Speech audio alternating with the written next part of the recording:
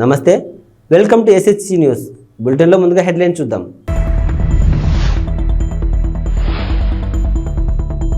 వచ్చేసిన AP inter ఫలితాలు ఈసారి కూడా బాలికల టాప్.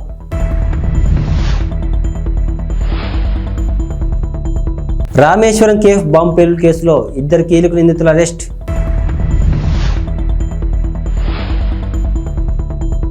సెంటిమెంట్ కారణంగానే గతంలో కేసీఆర్ గెలిచారు రేవూరి ప్రకాష్ రెడ్డి.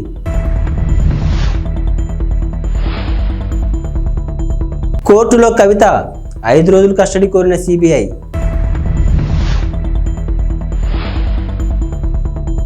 భద్రాద్రిలో 14న శ్రీరామరక్ష స్తోత్రం ఆవిష్కరణ, నవమి నాడు భక్తులకు పంపిణీ. ఆంధ్రప్రదేశ్లో ఇంటర్మీడియట్ ఫలితాలు కాసేపటి క్రితం వెల్లడయ్యాయి.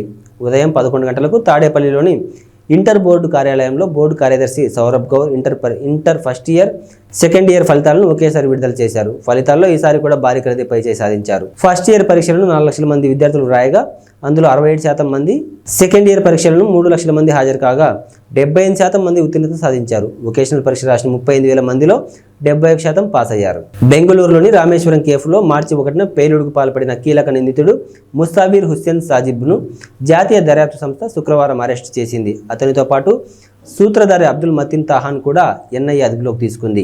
కర్ణాటకలో 12, తమిళనాడులో 5, ఉత్తరప్రదేశ్లో ఒకచోట ఇలా 3 రాష్ట్రాల్లోని 18 ప్రాంతాల్లో తనిఖీల అనంతరం నిందితులను అదుపులోకి తీసుకున్నట్లు ఎన్ఐఏ అధికార ప్రతినిధి ఒకరు తెలిపారు. అలాగే పేలుడుకు పాల్పడిన వ్యక్తికి స్థానికంగా సహకరించిన ముజమిల్ షరీఫ్ను కూడా దర్యాప్తు సంస్థ అరెస్టు చేసింది. షరీఫ్, హుస్సేన్, తాహా ఈ ముగ్గురు ఐఎస్ఐ మాడ్యూల్స్తో సంబంధం కలిగి ఉన్నట్లు ఎన్ఐఏ వర్గాలు వెల్లడించాయి.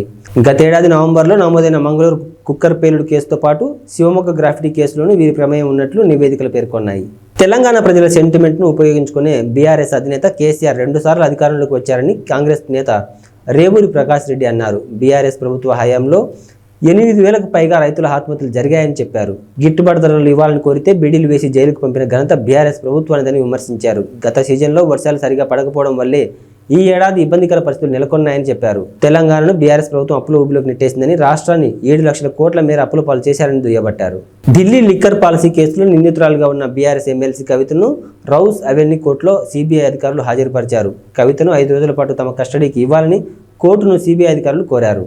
ఈ కేసులో కవిత కీలక పాత్రను పోషించారని వారు కోర్టుకు తెలిపారు. సౌత్ గ్రూప్ ఆఫ్ పార్టీ మధ్య జరిగిన 100 కోట్ల లావాదేవీల్లో కవితది ప్రధాన పాత్రని వారు చెప్పారు. కవితను లోతుగా విచారిస్తేనే వివరాలు బయటకు వస్తాయని తెలిపారు. కవిత వాట్సాప్ చాట్ వివరాలను కోర్టుకు సిబిఐ అధికారులు అందించారు. కోర్టులో ప్రస్తుతం వాదనలు కొనసాగుతున్నాయి. న్యాయమూర్తి కావేరి బవేజా వాదనలు వింటున్నారు. కవితను సిబిఐ కస్టడీ కోర్టు ఇస్తుందా లేదా అనే ఉత్కంఠ నెలకొంది.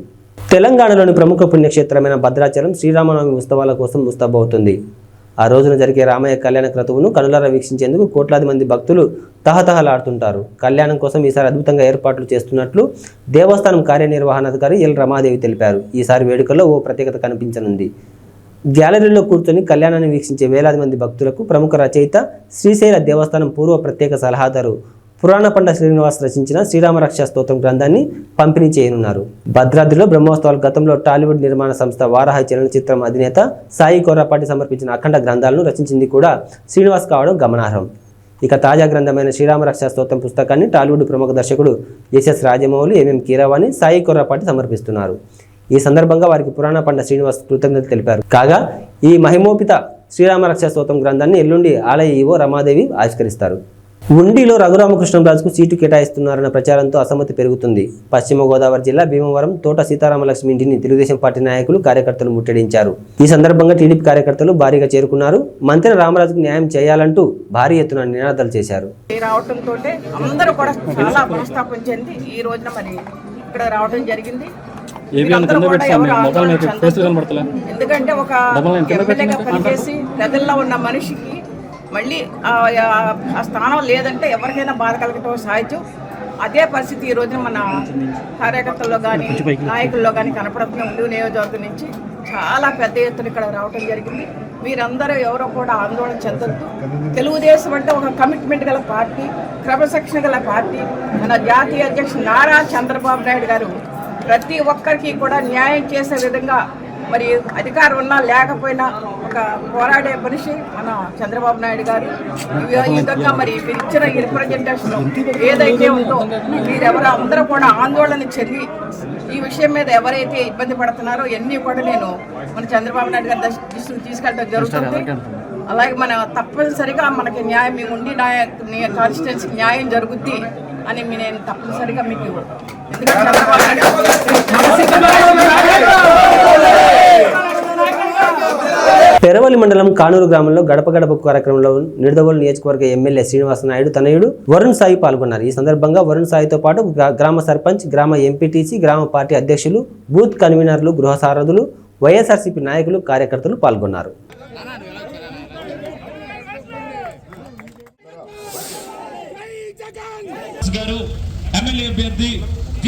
ఈరోజు మీ ముందుకి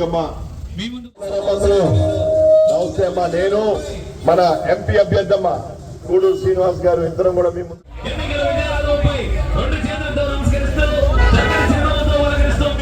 పథకాలు, అదేవిధంగా వాలంటీర్ వ్యవస్థ, సచివాలయ వ్యవస్థ అన్ని కూడా వెరీ గుడ్ థ్యాంక్ యూ అమ్మా. బాగున్నారమ్మా? మీ దీవెనతో మళ్ళీ తప్పకుండా గెలిచి మీ బాగున్నారు.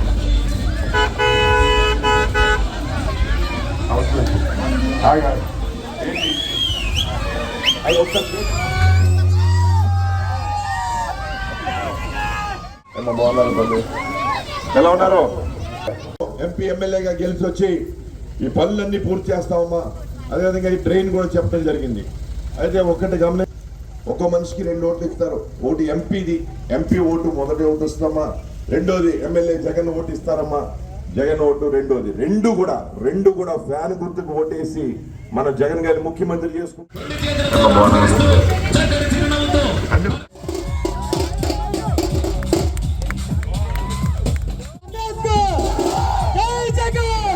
పశ్చిమ గోదావరి జిల్లాలో గతంలో నిర్వహించిన వారాహి యాత్రలో తణుకు టికెట్ విడివాడ రామచంద్రరావుకి పవన్ కళ్యాణ్ ప్రకటించారు. అయితే పొత్తులో భాగంగా తణుకు టికెట్ను టీడీపీ అభ్యర్థికి ప్రకటించిన వైనం అక్కడ చోటు చేసుకుంది. వారాహి యాత్రలో ప్రకటించిన మొదటి టికెట్ తణుకు అభ్యర్థి విడివాడకి ఇవ్వాలంటూ నిరసన తెలిపారు. పవన్ ఇచ్చిన మాటకు విలువ లేదా అంటూ ప్లకార్డులతో నిరసన తెలిపారు. సభాస్థలం వద్ద నిరసన పోలీసుల జోక్యంతో శాంతియుత వాతావరణం నెలకొంది.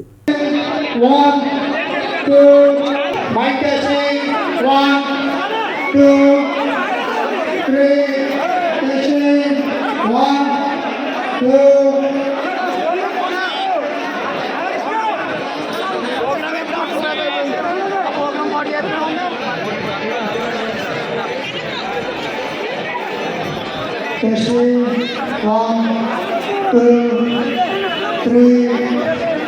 Mic testing 2, 3. Mic testing 1, 2.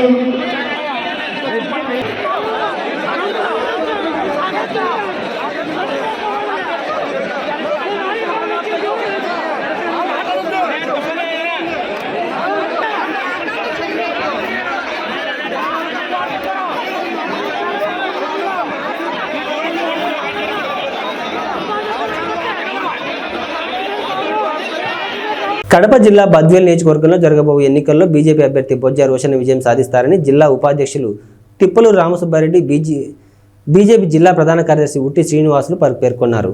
ఈ సందర్భంగా మాట్లాడుతూ రంజాన్ పండుగ సందర్భంగా ముస్లిం సోదరులకు శుభాకాంక్షలు తెలిపారు. జరగబోయే ఎన్నికల్లో బద్వేల్ నియోజకవర్గంలో తెలుగుదేశం, జనసేన పొత్తులో భాగంగా 3 ప్రధాన పార్టీల కలయికతో ఈ ఎన్నికల్లో విజయం సాధిస్తామని ధీమా వ్యక్తం చేశారు. పొత్తులో భాగంగా బద్వేల్ టికెట్ బొజ్జ రోషన్ను కేటాయించినందుకు బీజేపీ అధిష్టానానికి కృతజ్ఞతలు తెలిపారు. రాష్ట్రంలో తెలుగుదేశం మెజార్టీ సీట్లు సాధించి అధికారం ఏర్పాటు చేస్తుందని, కేంద్రంలో మోడీ ఆధ్వర్యంలో మరోమారు బీజేపీ అధికారం చేపడుతుందని వారన్నారు. చివరి క్షణం వరకు పోలింగ్ బూత్ మే 13 ఉంది కదా, చివరి క్షణం వరకు కష్టపడి ప్రజలు చైతన్యవంతులు చేసి కేంద్ర రాష్ట్ర ప్రభుత్వాలు తీసుకునే నిర్ణయాలను ఏదైతే మనకు సంక్షేమం, అభివృద్ధి కార్యక్రమాలను విశదీకరించి చెప్పి ప్రజలు మా వైపు తిప్పుకుంటామనే ధీమా మాకుంది. పార్టీలు కూడా కొంచెము భారతీయ జనతా పార్టీకి, జనసేన పార్టీకి కొంచెం సంఖ్యాబలం తక్కువ ఉంది నియోజకవర్గంలో. ఇది మీకు అందరికీ తెలిసిందే. ఎందుకంటే ప్రధాన ఏదైతే జిల్లా జనరల్ సెక్రటరీలు, మండల పార్టీ అధ్యక్షులు, మండల బూత్ లెవెల్ కమిటీలు ఉన్నాయి, కానీ సంఖ్యాబలం తెలుగుదేశం కన్నా మాకు తక్కువే ఉంది ప్రజెంట్ ఉన్న సిచ్యువేషన్లో. కాకపోతే వారు కూడా మా మిత్రులే కదా, వాళ్ళు మేము అందరం కలిసి సూపర్గా మేము ప్రచారం చేసుకుంటూ పోతున్నాం. అందరికీ ఎక్కడ కూడా మాకు విభేదాలు కానీ ఎలాంటివి కూడా లేవు. ఇది చాలా సంతోషకరం. బద్వేలు నియోజకవర్గానికి శుభపరిణామం. రైల్వే కోడూరు మండలం రెడ్డివారిపల్లి పంచాయతీ గాంధీనగర్ గుండాలపల్లి సింగిరివారిపల్లి నందు రైల్వే కోడూరు కూటమి ఎమ్మెల్యే అభ్యర్థి అరవ పలువురు నాయకులు కలిసి ఇంటింటి ప్రచారం నిర్వహించారు. ఈ సందర్భంగా ప్రజలకు బాబు పథకాల గురించి క్షుణ్ణంగా వివరించి చెప్పారు. ఈ కార్యక్రమంలో నాయకులు కార్యకర్తలు పాల్గొన్నారు. గ్లాస్ గుర్తున్నా MP sir Kiran Kumar sir, ఆయన గుర్తు వచ్చేసి కమలం గుర్తు. ఈ రెండు మీరు ఓటేస్తే చంద్రబాబు సీఎం అవుతారు. ఆయన వెంటనే మీ ఇంటికి ప్రతి సంవత్సరం 3 సిలిండర్లు ఫ్రీ వస్తాయి. చదువుకునే పిల్లలు ఉంటే 2 నెలలకు 30,000 వస్తుంది, 3 ఉంటే 45,000 వస్తుంది. పెద్దవాళ్ళకి ఎవరు ఉన్నారా ఇంట్లో మీదేనా? మీకు ఆమెకి అక్కకి అయితే ప్రతి నెల 500 రూపాయలు ఆమె అకౌంట్లో పడుతుంది ప్రతి మహిళకి. గ్లాస్ గుర్తున్నా MP sir Kiran Kumar sir, ఆయన గుర్తు వచ్చేసి కమలం గుర్తు. ఈ రెండు మీరు ఓటేస్తే చంద్రబాబు సీఎం అవుతారు. ఆయన వెంటనే మీ ఇంటికి ప్రతి సంవత్సరం 3 సిలిండర్లు ఫ్రీ వస్తాయి. చదువుకునే పిల్లలు ఉంటే 2 నెలలకు 30,000 వస్తుంది, 3 ఉంటే 45,000 వస్తుంది. పెద్దవాళ్ళకి ఎవరు ఉన్నారా ఇంట్లో మీదేనా? మీకు ఆమెకి అక్కకి అయితే ప్రతి నెల 500 రూపాయలు ఆమె అకౌంట్లో పడుతుంది ప్రతి మహిళకి. నేను రైల్వే కోర్టు జనసేన అభ్యర్థిగా పోటీ చేశాను. నా గుర్తు చూసి గ్యాస్ గుర్తున్నా. కిరణ్ కుమార్ సార్ ఎంపీగా పోటీ చేశాడు. నేను గుర్తు చూసి కమలం గుర్తు. ఈ రెండింటికి ఓటేస్తే మన చంద్రబాబు సీఎం అవుతారు. ఆయన వెంటనే ప్రతి సంవత్సరం మీకు 3 సిలిండర్లు ఫ్రీ వస్తాయి. ఇంట్లో పెద్దవాళ్ళు ఎవరైనా ఉంటే 3,000 పెన్షన్ ఎడ్యుకేషన్ చదువుకున్న వాళ్ళ పిల్లలు ఎవరైనా ఉంటే ప్రతి సంవత్సరం 5,000 వస్తాయి కదా. ఎంతమంది ఉంటే అంతమందికి 5,000 లెక్కన మీ అకౌంట్లో పట్టాము. తప్పకుండా గ్లాస్ కలిగి కమలం కొట్టుకోండి. జై జనసేన. పాణ్యం నియోజకవర్గం నుండి కల్లూరు శ్రీ చౌడేశ్వరి సుంకులా పరమేశ్వరి అమ్మవారి జాతర సందర్భంగా కల్లూరు రైతు సంఘం ఆధ్వర్యంలో వివిధ ప్రాంతాలకు చెందిన ఎద్దులతో బండలాగుడు పోటీ కార్యక్రమాన్ని నిర్వహించారు. ఈ సందర్భంగా వారు మాట్లాడుతూ ఇది ఒక ఆనవాయితీగా వస్తుందని, ప్రతి సంవత్సరంలాగే ఈ సంవత్సరం కూడా అత్యంత అద్భుతంగా జరుగుతుందని, ఇందుకు సహకరిస్తున్న ప్రతి ఒక్కరికి ప్రత్యేక ధన్యవాదాలు తెలియజేశారు.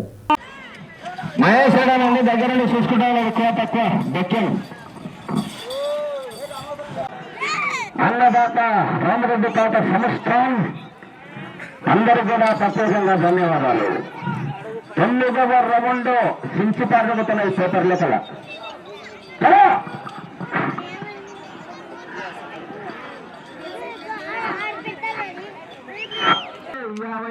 మళ్ళీ కిందనే 45 మొత్తం కొట్టాలని పెట్టినాడు. మళ్ళీ 7 వస్తుంది, 95 కొట్టాడు స్పాటు.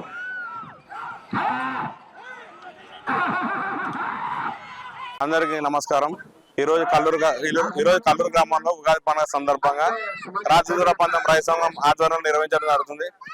ఇందుకు సహకరిస్తున్న దాతలకు కీర్తిశేషులు ఈశ్వరప్ప గారి కుమారులు బి పవన్ గారికి, సాగర్ గారికి, 2వ బహుమతి బెక్కం ఐశ్వర్య రైతు సంఘం అధ్యక్షులకి, మరియు 3వ బహుమతి బిద్రకోట మొనప్ప గారికి, 4వ బహుమతి డోగురు రాముడు గారికి, 5వ బహుమతి మాలిక్ భాష గారికి, 6వ బహుమతి మద్లేడి గారికి మా హృదయపూర్వక ధన్యవాదాలు. అలాగే ఈ రోజు జరిగే కార్యక్రమాన్ని రైతులు మరియు గ్రామ ప్రజలందరూ దిగ్విజయంగా పూర్తి చేయాలని నా మనస్ఫూర్తిగా కోరుతున్నాను. రాబోయే రోజుల్లో మంచి వర్షాలు కురిసి రైతులు పాడి పనులతో సుభిక్షంగా ఉండాలని నా మనస్ఫూర్తిగా కోరుతున్నాను.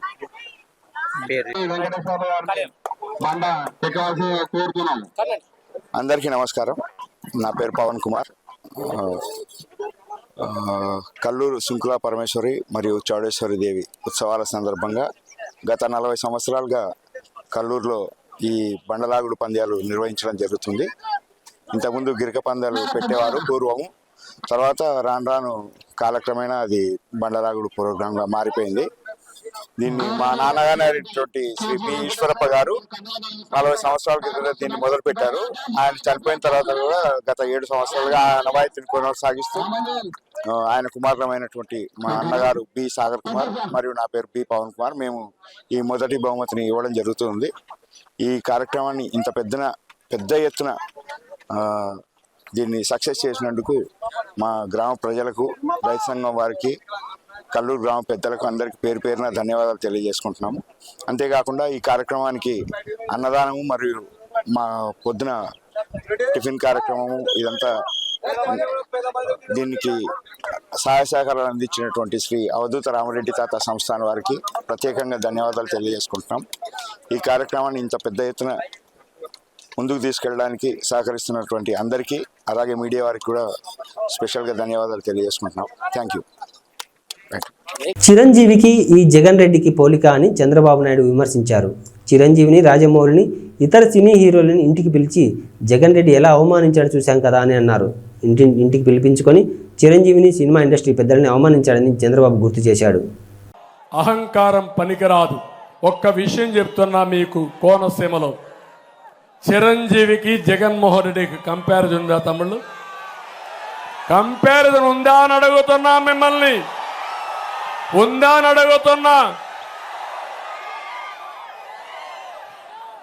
చిరంజీవి కొన్ని సంవత్సరాలుగా చిత్రసీమలో రారాజుగా వెలిగినటువంటి వ్యక్తి.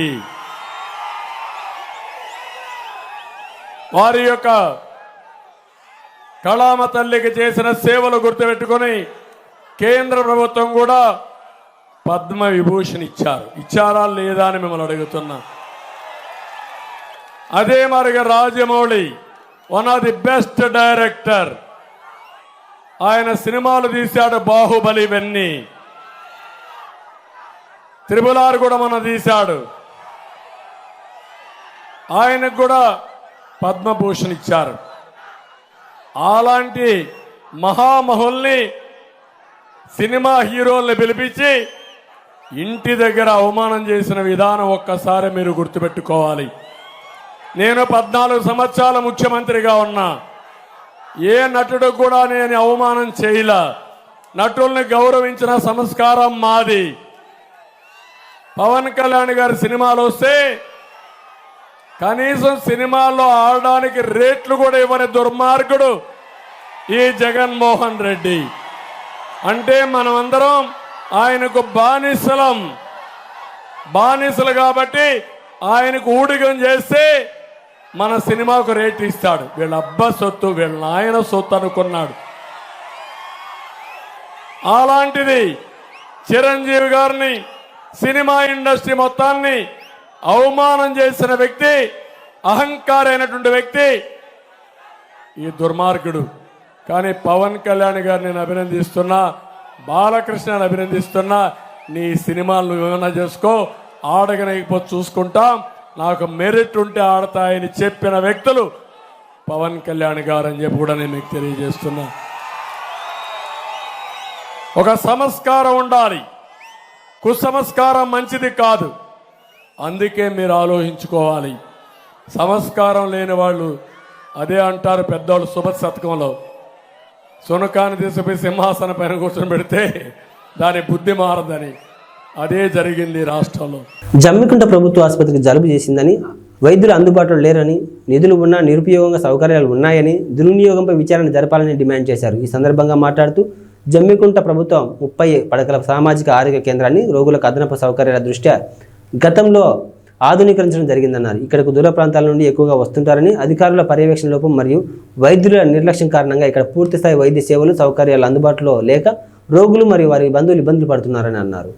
ముందుగా నేను షేక్ సాబిర్ అలీ, సామాజిక కార్యకర్తగా ఈరోజు జమ్మికుంట ప్రభుత్వ సామాజిక ఆసుపత్రి విషయం లోపల రోగులకు కలుగుతున్నటువంటి అసౌకర్యాల దృష్ట్యా మరియు ఇక్కడ వారికి లభిస్తున్నటువంటి వైద్య విధానం పట్ల మరియు ఈ సందర్భంగా వైద్యులు అవలంబిస్తున్న నిర్లక్ష్య ధోరణి పట్ల నేను ప్రభుత్వానికి గౌరవప్రదమైన మీడియా ద్వారా, జిల్లా ఉన్నతాధికారులకు గౌరవప్రదమైన మీడియా ద్వారా మేము చేస్తున్నటువంటి డిమాండ్ ఏంటి అని అంటే, జమ్మికుంట ప్రభుత్వ సామాజిక ఆసుపత్రిని ఆధునీకరిస్తూ ఈరోజు అన్ని సౌకర్యాలు కల్పించినము, ఇందుకు సరిపడా నిధులను కేటాయిస్తున్నాము అని చెబుతున్నప్పటికీ కూడా ఇక్కడ ఎలాంటి రోగులకు సౌకర్యాలు అందుబాటులో లేవు.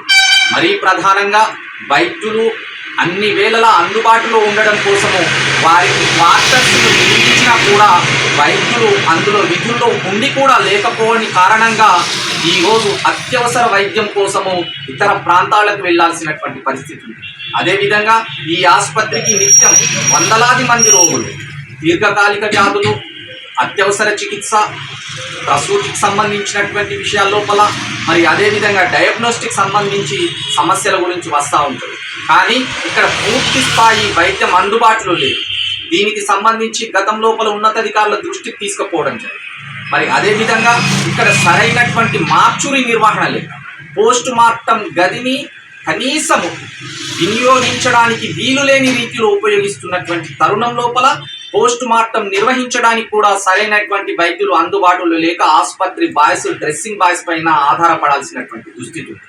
కాబట్టి ఈ ఆసుపత్రికి సంబంధించినటువంటి నిధుల విషయం లోపల ఎలాంటి అసౌకర్యాలు ఇన్ని జరుగుతూ ఉన్నా కూడా సౌకర్యాల లేమి కట్టినట్టు కనబడుతుంది. కాబట్టి వెనువెంటనే ఉన్నతాధికారులు దీనిపైన దృష్టి సారించి ఆసుపత్రి నిధుల అక్రమాలపై విచారణ జరిపిస్తూ బాధ్యులపైన చర్యలు తీసుకోవాలని చెప్పి, అదేవిధంగా ఈ ఆసుపత్రిని అప్గ్రేడ్ చేసి రోగులకు వైద్య సేవలు అందుబాటులోకి తీసుకురావాలని చెప్పి ఈ సందర్భంగా డిమాండ్ చేస్తూ, లేని ఎడల రిలే దీక్షల ద్వారా ప్రభుత్వం పైన ఒత్తిడి పెంచి ఈ సమస్యలను సాధిస్తామని చెప్పి దీనికి మీడియా సహకారాన్ని కోరుకుంటూ ధన్యవాదాలు. నర్సీపట్నం మున్సిపాలిటీ 1వ వార్డులో సిట్టింగ్ ఎమ్మెల్యే పెట్ల ఉమాశంకర్ గణేష్ నిర్వహించిన ఎన్నికల ప్రచారం నిర్వహించారు. ఈ సందర్భంగా అడుగడుగున హారతులు పడుతూ పూల వర్షం కురిపిస్తూ అపూర్వ స్వాగతం పలికారు. పెద్ద సంఖ్యలో వార్డు ప్రజలు ఎమ్మెల్యే గణేష్ వెంట నడిచారు. ప్రతి ఇంటి ముందుకు వైసీపీ అభ్యర్థి గణేష్ వెళ్లి ప్రజలను వచ్చే ఎన్నికల్లో గెలిపించమని అభ్యర్థించారు. తన గెలుపుకు సహకరించమని కరపత్రాలను పంపిణీ చేశారు. వచ్చే ఎన్నికల్లో తనను మరోసారి ఎమ్మెల్యే గెలిపిస్తే నియోజకవర్గం అభివృద్ధికి మరింత కృషి పాటుపడతానన్నారు. కార్యక్రమంలో నాయకులు పాల్గొన్నారు.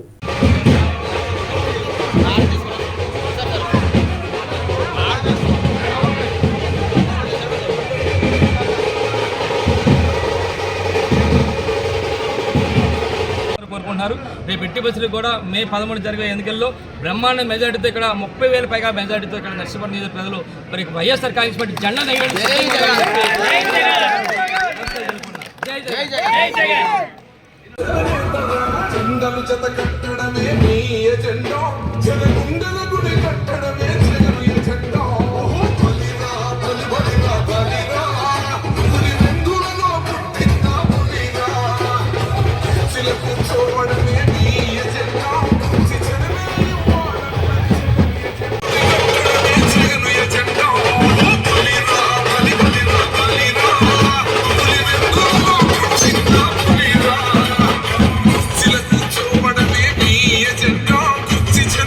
చూసాం. నిన్న 4వ వార్డులో తిరిగాం, రాత్రి 10 గంటల వరకు తిరిగాం. అంటే ఎంత విపరీతం అంటే బ్రహ్మాండంగా జగనన్న ముఖ్యమంత్రి చేసుకోవాలని చెప్పి ప్రతి ఒక్కరు కూడా ప్రతి ఇంటి దగ్గర నుంచి కూడా బయటకు వచ్చి మరి జగనన్న ముఖ్యమంత్రి చేసుకుంటారని చెప్పి పెద్ద ఎత్తున నిరాధాలు పలికారు రాత్రితో కూడా.